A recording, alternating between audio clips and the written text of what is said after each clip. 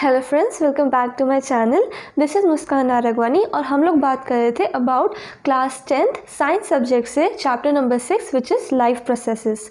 तो हम लोगों ने पिछले वीडियोस में बात कर ली अबाउट द इंट्रोडक्टरी पार्ट, जिसमें हम लोगों ने बहुत ब्रीफ में जाना about the various life processes. उसके अलावा हम लोगों ने न्यूट्रिशन और रेस्पिरेशन इन दो टॉपिक्स के बारे में जो है डिटेल में भी जान लिया। अब हम डिटेल में बात करने वाले हैं अबाउट ट्रांसपोर्टेशन। तो हम लोगों ने लास्ट वीडियो में जिसमें हमने रेस्पिरेशन की बात की, उसमें हमने जाना कि जो ऑक्सीजन है वो हमारे पूरी बॉडी में थ्रू ब्लड जाता है, और इसी से हमें पता चलता है कि जो ब्लड है that is the ultimate source जिससे हमारे बॉडी में ट्रांसपोर्टेशन होता है। तो हम बात करते हैं ब्लड के बारे में। ब्लड की वजह से ही हमारी पूरी बॉडी में ट्रांसपोर्टेशन होता है। तो इसका मेन फंक्शन जो होता है वो है टू ट्रांसपोर्ट। पर ट्रांसपोर्ट करता क्या क्या है? ये बेसिकली ट्रांसपोर्ट करता है oxygen which is very important. Then उसके बाद ये ट्रांसपोर्ट करता है फूड, जो भी ग्लूकोज होता है या जितने भी सॉल्ट्स होते हैं, बहुत सी चीज़ें फूड में आ जाती हैं। तो वो सारी चीज़ें जो है वो ब्लड ट्रांसपोर्ट करता है। फिर तीसरी इंपॉर्टेंट चीज़ है वेस्ट मटीरियल। हमारी बॉडी जो है वो नाइट्रोजनस वेस्ट निकालती है which is toxic for our body. तो इसीलिए जो ब्लड है वो उसको पूरी बॉडी से कलेक्ट करता है और इवेंचुअली वो एंड में जाके उसे एक्सक्रीटरी सिस्टम के थ्रू बाहर निकाल देता है। अब इस वेस्ट मटेरियल में आप लोग CO2 को भी काउंट कर सकते हो। ओके, अब बात आती है नंबर 4, हॉर्मोन्स। हॉर्मोन्स जो होते हैं वो बहुत ही कम क्वांटिटी में हमारी बॉडी में एंडोक्राइन ग्लैंड्स के थ्रू रिलीज़ होते हैं।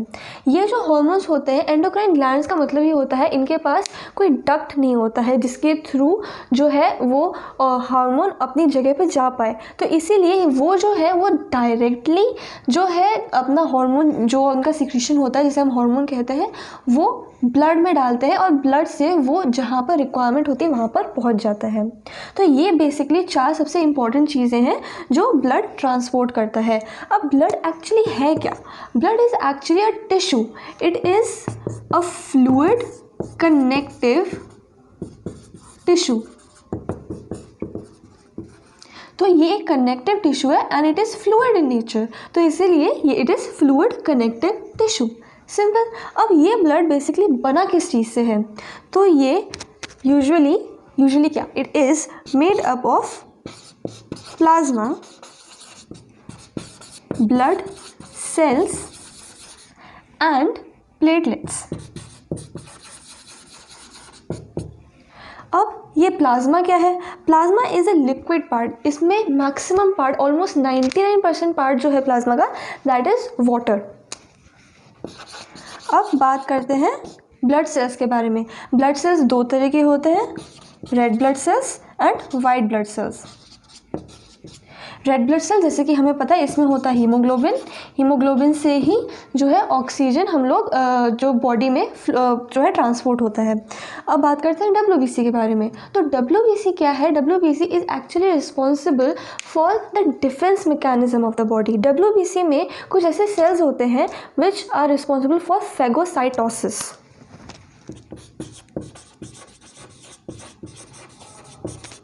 फेगोसाइटोसिस क्या होता है? फेगोसाइटोसिस यानी कि इसमें जो सेल्स हैं उनका जैसे ही उनको पता चलता है कि कोई भी इन्वेडिंग ऑर्गेनिज्म आया है या फिर कोई टॉक्सिक सब्सटेंस आया है जो हमारी बॉडी के लिए अच्छा नहीं है या जो हमारी बॉडी की मशीनरी को हैम्पर कर सकता है, तो ये क्या करते हैं, ये सेल्स वहाँ जाके उसमें फेगोसाइटोसिस कर देते हैं। यानी कि वो पूरा का पूरा जो ऑर्गेनिज्म होता है उसको गल्प कर लेते हैं, उसको खा लेते हैं और उसको डाइजेस्ट आउट कर देते हैं। तो वो लिटरली ख़त्म हो जाता है। उसके अलावा इनके पास और भी टेक्टिक्स हैं जैसे कि एंटीटॉक्सिन रिलीज़ करना। तो ये हम बाद में पढ़ेंगे हायर स्टडीज़ में। तो WBC is basically responsible for phagocytosis. Then platelets का मेजर फंक्शन होता है टू क्लॉट द ब्लड। हमारा जब भी कोई घाव होता है या फिर कोई कट लग जाता है तो ब्लड उसमें से निकलने लगता है। तो अब ब्लड अगर निकलता ही जाएगा तो इंसान की डेथ भी हो सकती है। तो वहाँ पे प्लेटलेट्स क्या करती हैं, वहाँ पे क्लॉट कर देती हैं जिससे कि ब्लड का एक्सेसिव लॉस ना हो, and that's why it is very important.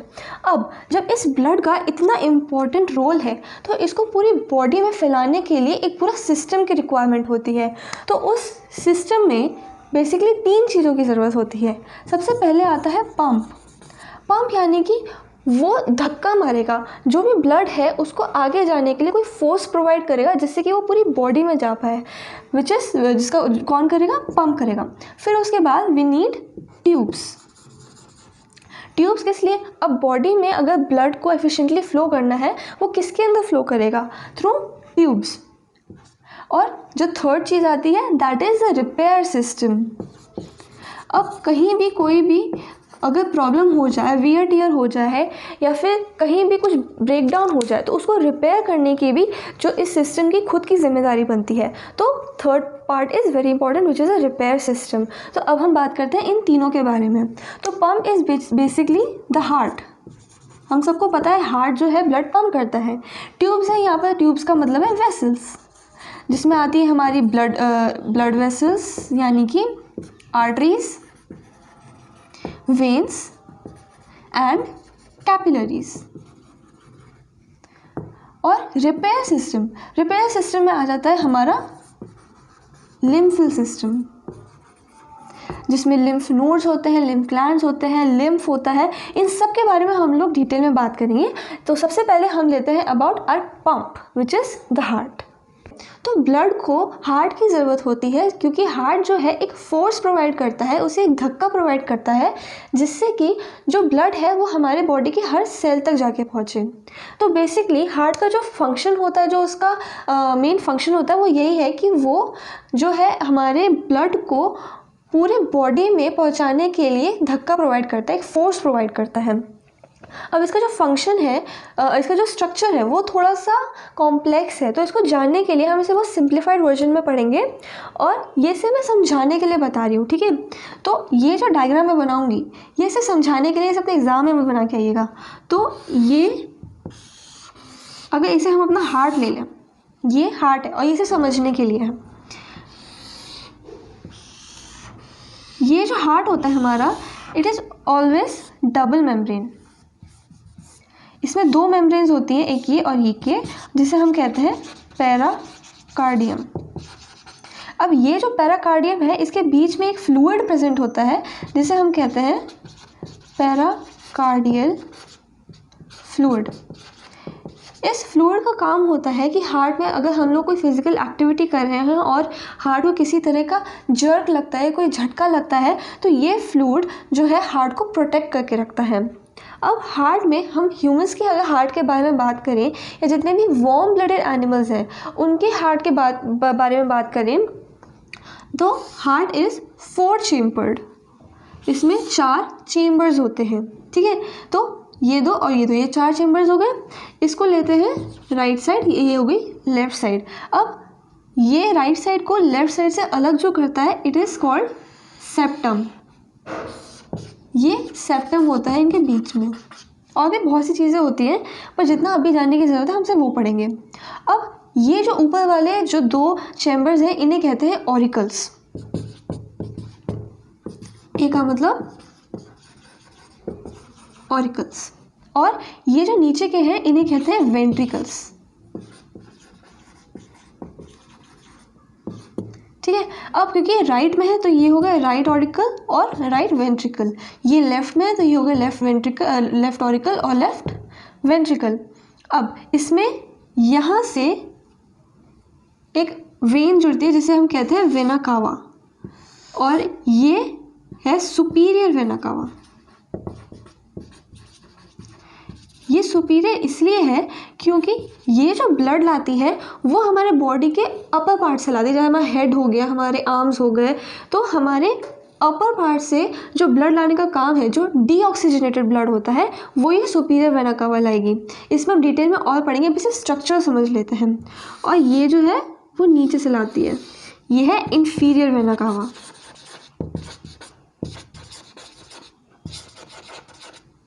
Alright, तो ये हो गई वेना कावास। अब जो ये हार्ट है इसमें 4 चैम्बर्स होते हैं और 4 ही वॉल्व्स होते हैं। वॉल्व्स एक ऐसा एक तरह का डिवाइस होता है जो ब्लड के फ्लो को गलत डायरेक्शन में जाने से रोकता है। फॉर एग्जांपल ये वेन्स है, ये जो वॉल्स है यूजुअली वेन्स में भी पाए जाते हैं, क्योंकि वेन्स में जो ब्लड का फ्लो है वो बहुत स्लो होता है, क्योंकि वेन्स में होता है डीऑक्सीजनेटेड ब्लड, और डीऑक्सीजनेटेड ब्लड आता है हमारे ऑर्गन्स से। अब ऑर्गन्स में पंप मारने के लिए हार्ट के जैसा मैकेनिज्म तो होता नहीं है, तो वहाँ पे जो ब्लड, वहाँ से जो ब्लड आता है वो काफ़ी स्लो स्पीड में आता है। तो जब हमारे बॉडी से ब्लड ऊपर की तरफ आ जाता है तो ब्लड का बैक फ्लो ना हो, मतलब अगर ब्लड इस डायरेक्शन में जा रहा है तो वापस ना चला जाए, इसके लिए वॉल्व्स होते हैं। तो अगर ये यहाँ पे खिड़की की तरह प्रेजेंट है और यहाँ से ब्लड गया तो ब्लड यहाँ पे जब जाएगा तो ये वॉल्व बंद हो जाएंगे इस तरीके से। तो ये जो ब्लड है ये वापस नीचे की तरफ नहीं जाएगा, तो इसीलिए जो डायरेक्शन है ब्लड का वो एक ही तरफ रहता है। अब वापस आ जाता है हार्ट पे। तो 4 चैम्बर्स हैं, 4 ही वॉल्व्स होते हैं। पहला वॉल्व होता है राइट ऑरिकल और राइट वेंट्रिकल के बीच में, और इसे हम कहते हैं ट्राइकस्पिड वॉल्व। इसे हम कहते हैं ट्राइकस्पिड वॉल्व। ये बहुत ही इंपॉर्टेंट है, इसे ध्यान से सुनिएगा। जो दूसरा वॉल्व होता है वो होता है इनके बीच में,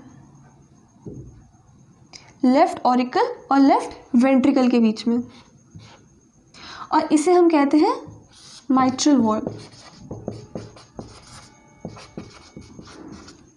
अब ये जो राइट वेंट्रिकल है इससे कनेक्टेड होती है पल्मोनरी आर्टरी। याद रखना है, पल्मोनरी आर्टरी। थोड़ा ढंग से बना देते हैं। ये जो आर्टरी है, ये इस artery, this is pulmonary artery, इसके और इस वॉल्व, इस राइट वेंट्रिकल के बीच में एक वॉल्व होता है जो होता है पल्मोनरी वॉल्व,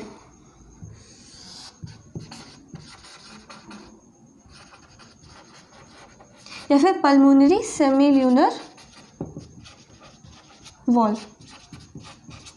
ठीक है, 3 वॉल्व हो गए। अब एक वॉल्व होता है लेफ्ट वेंट्रिकल और ऑर्टा। ये यहाँ से आती है ऑर्टा, ये यहाँ पे, और ये इसका नाम होता है ऑर्टिक वॉल्व। ठीक है, तो ये 4 वॉल्व्स की बात हो गई। अब इसके अलावा यहाँ पर होते हैं लंग्स। अभी हम मान लेते हैं कि यहाँ होता है, वैसे तो हार्ट के दोनों साइड होता है लंग्स, पर दिखाने के लिए जस्ट टू रिप्रेजेंट इट हम लोग ये लेके चलेंगे। तो पल्मोनरी आर्टरी जैसे हार्ट से बाहर निकलती है, ये 2 पार्ट्स में से डिवाइड हो जाती है, ब्रांच हो जाती है, और इस तरह से राइट और लेफ्ट साइड चली जाती है, और ये लंग्स में चली जाती है। तो ये हमारे 2 लंग्स हैं। अब ये हो गया पूरा का पूरा स्ट्रक्चर। अब इसमें मैकेनिज़्म कैसे होता है, कैसे ब्लड आता है, कैसे ब्लड ऑक्सीजनेट होता है, कैसे वो हमारी पूरी बॉडी में जाता है, क्या होता है सिस्टोल और डायस्टोल, अब इसको जान लेते हैं। तो सबसे पहले हम जानते हैं सिस्टोल क्या होता है। Systole is nothing but contraction. अगर ऑरिकल जो है वो कॉन्ट्रैक्ट करता है तो हम उसे कहते हैं एट्रियल सिस्टोल, और अगर वेंट्रिकल करता है तो हम उसे कहते हैं वेंट्रिकुलर सिस्टोल। अब इसके बाद होता है डायस्टोल, जिसका मतलब होता है टू रिलैक्स। तो जब भी वेंट्रिकल रिलैक्स करेगा या ऑरिकल रिलैक्स करेगा हम कहेंगे कि वो डायस्टोल में है। ठीक है, अब हम लोग जान लेते हैं कि इसमें ब्लड कैसे फ्लो होता है। तो हम लोग बात करते हैं डीऑक्सीजनेटेड ब्लड से। तो जो डीऑक्सीजनेटेड ब्लड है हमारे बॉडी के अपर पार्ट यानी कि सुपीरियर वेना कावा से जाएगा, और बॉडी के लोअर पार्ट जो जाएगा इंफीरियर वेना कावा से। अब ये जाते हैं राइट ऑरिकल में। राइट ऑरिकल इस वक्त है डायस्टोल में, यानी कि वो रिलैक्स्ड स्टेज में है, तो वो सिंपल राइट ऑरिकल में चले गए। तो यहाँ से गया ब्लड, अब यहाँ पर ब्लड है, तो अब यहाँ पर ब्लड है। अब इस ब्लड को जाना है वेंट्रिकल में, तो ऑरिकल क्या करता है, वो सिस्टोल करता है, वो कॉन्ट्रैक्ट करता है। तो जैसे ही कॉन्ट्रैक्ट करेंगे ये ब्लड जो है वो वेंट्रिकल में चला जाएगा। अब ये वेंट्रिकल से ब्लड जब ऑरिकल से ब्लड जैसे वेंट्रिकल में जाएगा उस वक्त वेंट्रिकल जो है वो डायस्टोल में होगा, यानी कि जब ऑरिकल सिस्टोल करेगा तब वेंट्रिकल डायस्टोल में होगा। अब ब्लड आ गया वेंट्रिकल में, अब वेंट्रिकल में ब्लड आ गया, इसका सिस्टोल ख़त्म हो जाएगा, ये डायस्टोल में आ जाएगा। अब वेंट्रिकल क्या चाहता है कि ये चाहता है कि ये अपना ब्लड जो इसके अंदर है वो भेजे पल्मोनरी आर्टरी में। अब ये ब्लड पल्मोनरी आर्टरी में ही जाए और वापस राइट ऑरिकल में न चला जाए, उसके लिए ये वॉल्व है। ये कौन सा वॉल्व है? This is a tricuspid valve. तो यहाँ पे क्या होगा, ये वॉल्व यहाँ पर बंद हो जाएगा। जैसे ही ब्लड इसके अंदर आया ये वॉल्व बंद हो गया, जिससे कि ब्लड का बैक फ्लो ना हो, और यहाँ पर आ गया। अब यहाँ से यहाँ पर जो ब्लड है ये जाएगा पल्मोनरी आर्टरी में थ्रू दिस वॉल्व, जिसका नाम है पल्मोनरी सेमिलिना वॉल्व। अब ये वॉल्व में ऐसे गया, अब ये वापस ना आए तो अब ये वॉल्व बंद हो जाएगा, ये वॉल्व बंद हो गया, अब ये ब्लड इसमें पल्मोनरी आर्टरी में चला गया। अब जैसे कि हमने बात की कि ये डीऑक्सीजनेटेड ब्लड था और पल्मोनरी आर्टरी है, arteries are responsible for carrying the oxygenated blood, पर हमारी बॉडी में एक लौती ऐसी आर्टरी है जिसमें डीऑक्सीजनेटेड ब्लड होता है। अब ये पल्मोनरी आर्टरी जो है, इसको आर्टरी क्यों कहा गया? क्योंकि इसमें तो डीऑक्सीजनेटेड ब्लड है, इसको तो पल्मोनरी वेन कहा जाना चाहिए। इसको आर्टरी इसीलिए कहा क्योंकि आर्टरी हर उस ब्लड वेसल को कहा जाता है जो ब्लड को हार्ट से दूर लेके जाती है। तो ये ब्लड को हार्ट से दूर लेके जा रही है, तो इसलिए पल्मोनरी आर्टरी है। अब इसके अंदर जो ब्लड है वो है डीऑक्सीजनेटेड, और इसलिए ये एक बहुत ही यूनिक केस बनता है, और इसलिए pulmonary artery is the only artery जिसमें डीऑक्सीजनेटेड ब्लड होता है। तो ये याद रखना है। अब ये ब्लड जाएगा पल्मोनरी आर्टरी में, अब ये जाएगा लंग्स में, लंग्स में इसका ऑक्सीजनेशन हो जाएगा, तो जो भी डीऑक्सीजनेटेड ब्लड है वो हो जाएगा ऑक्सीजनेटेड। अब यहाँ से जो ब्लड होगा वो पल्मोनरी वेन के थ्रू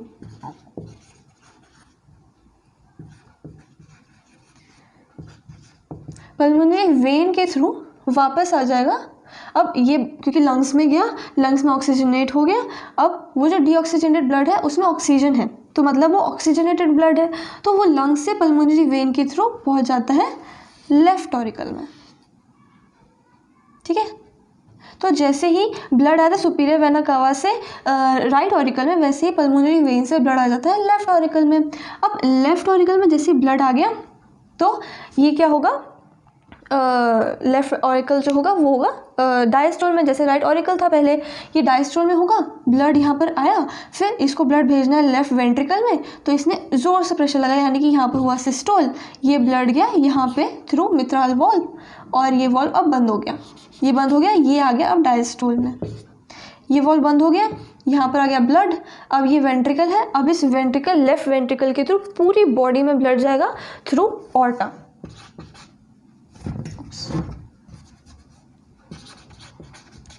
ऑर्टा है, अब इस ऑर्टा के थ्रू पूरी बॉडी में ब्लड जाएगा। ये जो लेफ्ट वेंट्रिकल है ये अब चला जाएगा सिस्टोल में, अब ये कॉन्ट्रैक्ट करेगा, ये मित्राल वॉल्व प्रोटेक्ट करेगा ब्लड का back flow to the left auricle, और ये इस ऑर्टिक वॉल्व के थ्रू ये ब्लड जो है वो पूरी के पूरी बॉडी में चला जाएगा। तो ये होता है एक पूरा साइकिल जो हमारे ब्लड को, जो हमारा कार्ब ऑक्सीजनेटेड ब्लड आया उससे गया ये ऑक्सीजनेटेड बन गया हमारी पूरी बॉडी में। ऑर्टा आगे जाके डिवाइड हो जाती है और आर्टरीज में हमारी पूरी बॉडी में ब्लड चला जाता है। So this was the proper mechanism जिसके थ्रू जो हमारा ब्लड है वो ऑक्सीजनेट होके पंप होके हमारी पूरी बॉडी में जाता है। एंड सिस्टोल एंड डायस्टोल के बारे में आई होप आप क्लियर हो। Systole when contraction occurs, diastole when relaxation occurs. अब अगर बात करें हम लोग उसकी ब्लड प्रेशर की, तो normal blood pressure is 120 divided by 80। तो इसमें 120 का मतलब क्या होता है, it is systolic pressure and this is the diastolic pressure. यानी कि जब कहीं पर जब ये कॉन्ट्रैक्ट करेगा तो प्रेशर बढ़ जाएगा, इसलिए 120, और डायस्टोल यानी कि प्रेशर कम हो गया तो ये 80। अब इसको याद कैसे रखेंगे, याद इसको ऐसे रखेंगे कि 4 3 2। अब इसमें क्या करेंगे, 4 × 3 हो गया 120, 4 × 2 इज़ 8, तो 4 × 3 इज़ 12, 4 × 2 इज़ 8, 0 0 लगा दो 120/180। ये सब चीज़ें ऐसा लगता है कि जब हम लोग पढ़ रहे हैं तो हमको याद रहेगी, लेकिन अगर ऐसे छोटी छोटी ट्रिक्स हो ना तो ये चीज़ आप कभी नहीं भूलोगे। ये आगे जाके कई बार इतनी सारी चीज़ें पढ़ लेते हैं ना कि कन्फ्यूजन हो जाता है। तो अगर छोटी सी, अगर ये यूज़लेस भी लग रही है ना ट्रिक, ये आगे जाके आपको इसको याद रखने में हेल्प करेगी। तो दिस वॉज अबाउट पम्प और हार्ट। अब हम आगे बात करते हैं अबाउट द वेसल्स। तो हम लोगों ने जो अब मैकेनिज़्म पढ़ा अभी भी अबाउट हार्ट, वो सिर्फ और सिर्फ 4 चैम्बर्ड हार्ट के लिए ही है, क्योंकि कुछ ऐसे ऑर्गेनिजम्स भी होते हैं जिनके हार्ट में 4 चैम्बर नहीं होते हैं। ये जो हमने सिस्टम पढ़ा अभी वो सिर्फ और सिर्फ वार्म ब्लडेड एनिमल्स के लिए है। वो एनिमल्स जिनका जो टेम्परेचर है वो इन्वायरमेंट से इन्फ्लुएंस नहीं होता। जैसे कि ह्यूमंस है, हम एक प्रॉपर मेंटेन करके चलते हैं अपना टेम्परेचर, और इसी की वजह से हम लोगों को एनर्जी रिक्वायरमेंट होती है। जब टेम्परेचर बहुत कम हो जाता है, बहुत फ्रीजिंग टेम्परेचर होता है, तब भी हमारी जो बॉडी है उसका टेम्परेचर वही रहता है, 37 डिग्री सेल्सियस ही रहता है।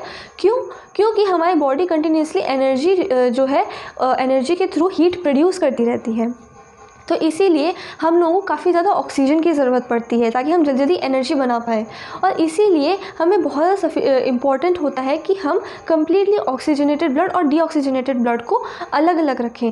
तो 4 चैम्बर्ड हार्ट में क्या होता है, ये दोनों ब्लड कम्प्लीटली अलग अलग रहते हैं, और इसीलिए ये सिस्टम इतना ज़्यादा एफिशिएंट है। लेकिन अगर बात करें हम लोग रेप्टाइल्स की या फिर एम्फीबियंस की, तो ये कोल्ड ब्लडेड एनिमल्स हैं। इनका जो टेम्परेचर है वो डिपेंड करता है इन्वायरमेंट के ऊपर, तो इनको इतनी ज़्यादा एनर्जी की ज़रूरत नहीं पड़ती। तो इसीलिए इनका जो हार्ट है वो 3 चैम्बर्ड होता है।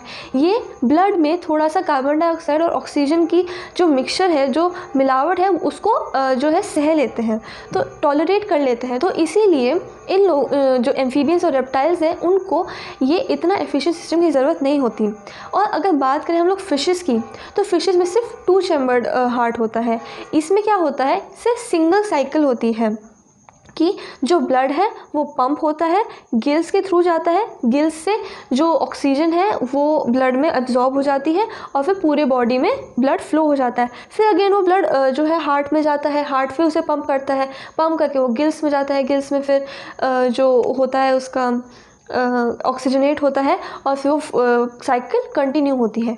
तो इसमें सिर्फ एक सिंगल साइकिल होती है फिशेस के केस में, जबकि जो हमारा वार्म ब्लडेड एनिमल्स हैं, जितने भी वर्टिब्रेट्स होते हैं बाकी, उनको जो है डबल 2 साइकिल लगती हैं, क्योंकि ब्लड एक बार हार्ट में जाएगा, फिर लंग्स में जाएगा, ऑक्सीजनेट होकर फिर वापस हार्ट में आएगा, और फिर पूरी बॉडी में जाएगा।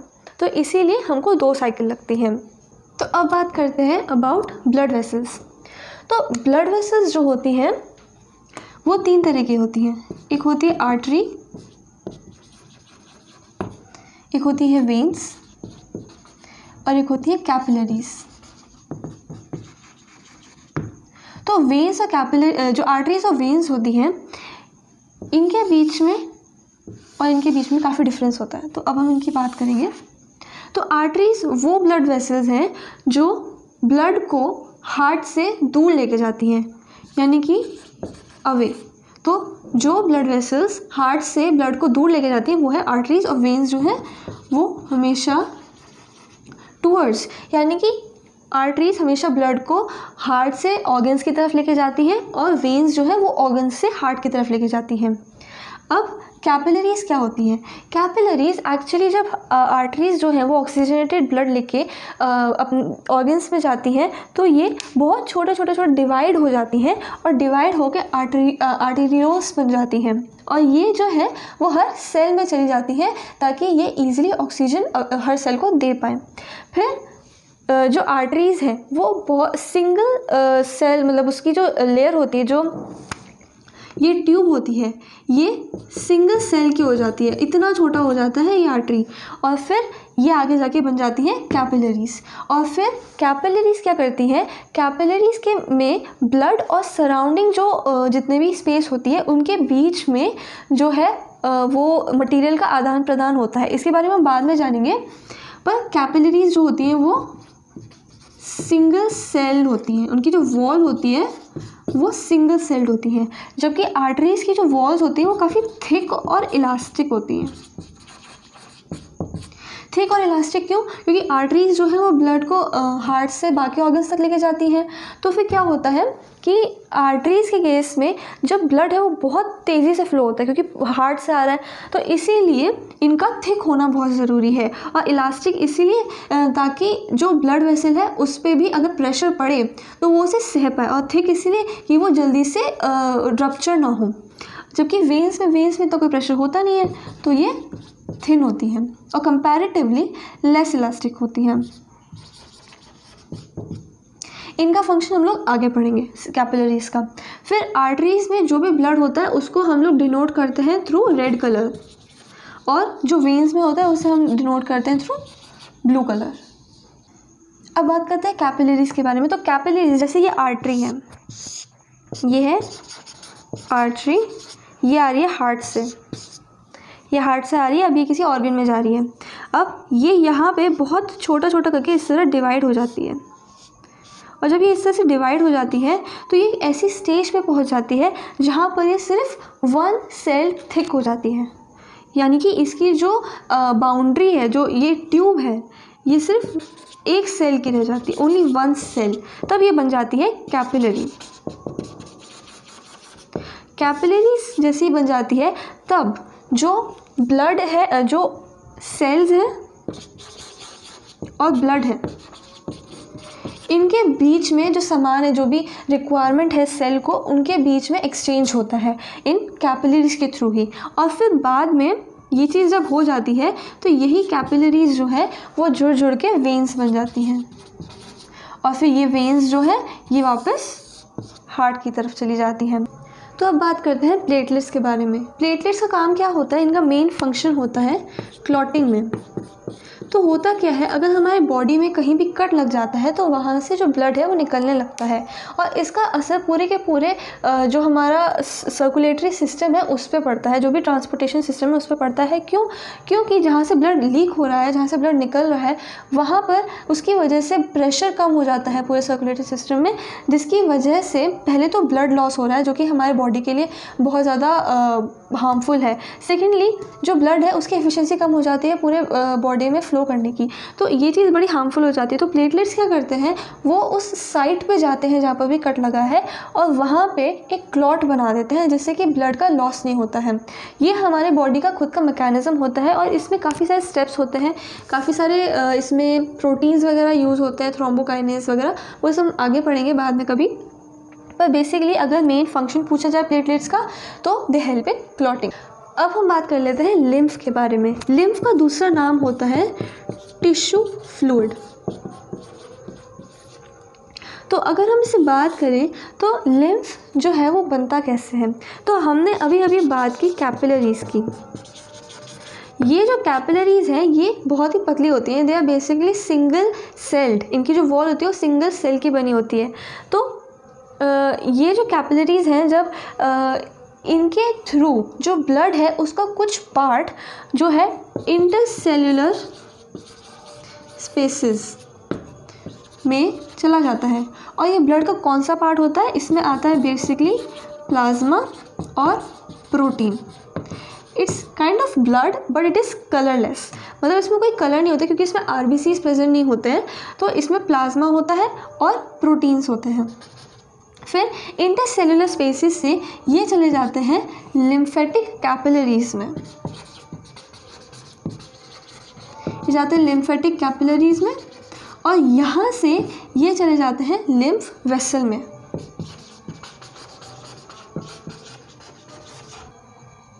और लिम्फ वेसल से ये वापस चले जाते हैं, दे ओपन इनटू वेन्स। तो ये एक तरीके से रिपेयर का सिस्टम है, क्योंकि कैपिलरीज बहुत ही पतली होनी ज़रूरी है, बहुत ही माइन्यूट इनकी जो वॉल्स होनी ज़रूरी है, जिससे कि इनका जो एक्सपोजर है सेल से वो प्रॉपर हो सके और प्रॉपर तरीके से जो भी मटेरियल है उनका एक्सचेंज हो सके। लेकिन उसका एक कॉन्सिक्वेंस भी होता है कि इनसे जो है प्लाज्मा और कुछ प्रोटीन जो है वो लीक आउट हो जाते हैं, तब वहाँ पे लिम्फ का सिस्टम आता है। जो इंटरसेलुलर स्पेसेस है वहाँ से जो लिम्फ है, जो ये टिश्यू फ्लूइड है, ये जो जैसे इंटरसेलुलर स्पेसेस में आ जाता है, इसे कहते हैं टिश्यू फ्लूइड। तो ये टिश्यू फ्लूइड या लिम्फ जो है लिम्फेटिक कैपिलरीज में चला जाता है, वहाँ से चला जाता है लिम्फ वेसल्स में, और वहाँ से चला जाता है वेन्स में। तो ये यहाँ पे इसका एक रिसाइकल प्रोसेस हो जाता है। अब ये जो लिम्फ है इनका खुद से भी एक फंक्शन होता है। अगर आपने मेरे डाइजेशन वाला पार्ट की वीडियो अच्छे से देखी है तो आपको पता होगा कि इंटेस्टाइन में जब फैट्स का एब्जॉर्प्शन होता है तो उसका जो कैरी करता है वो फैट्स को वो लिम्फ ही करता है। जो लिम्फ है ये जितना भी डाइजेस्टेड और एब्जॉर्ब्ड फैट्स होता है, यानी कि डाइजेस्टेड एंड एब्जॉर्ब्ड जितना भी फैट होता है ये इसको ट्रांसपोर्ट करने का काम करता है। That is why lymph is a very important part of transportation. And इसका एक फंक्शन ये हो गया और इसका दूसरा फंक्शन ये होता है कि फिर ये जो जितना भी टिश्यू फ्लूइड है ये सिस्टम वो वापस से जाके उसे ब्लड में रिसाइकिल कर देता है, यानी कि ये सारा जो है ये फिर जाके ब्लड में मिल जाता है। So this was about today's video.